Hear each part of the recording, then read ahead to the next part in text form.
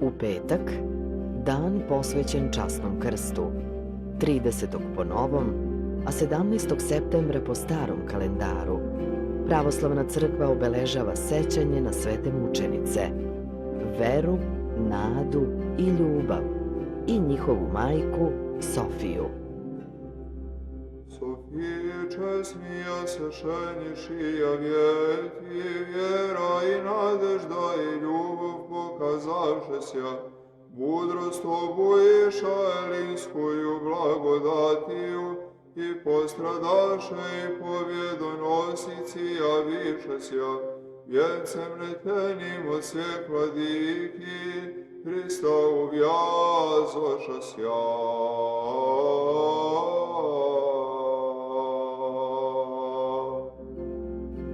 Sofija i njene 3 kćeri živele su u Rimu za vreme vladavine cara Adriana.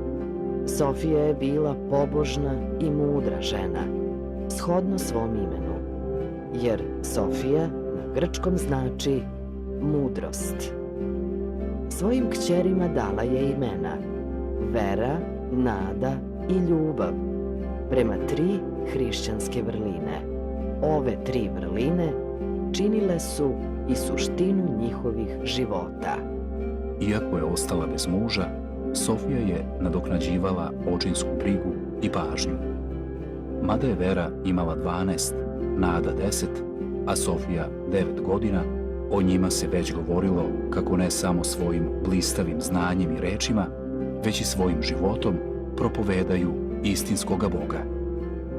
Glasine o ovim hrišćankama došle su do samoga cara Adriana, tako da su veoma brzo bile izvedene pred sud.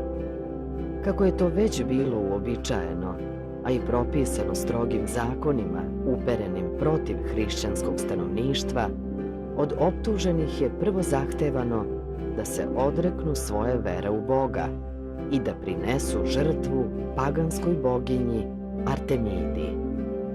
Mati Sofija je tada, iako je znala šta je čeka ako se ne odrekne svoje vere, počela da propoveda Hristovu nauku, objašnjavajući istinu o jednom Bogu, Svetoj Trojici, i da govori o zabludama idolopoklonstva.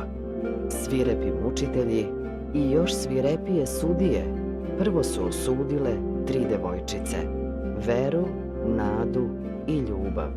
Majka Sofija gledala je stradanja svojih kćeri, čekajući kraj sopstvenog zemaljskog života.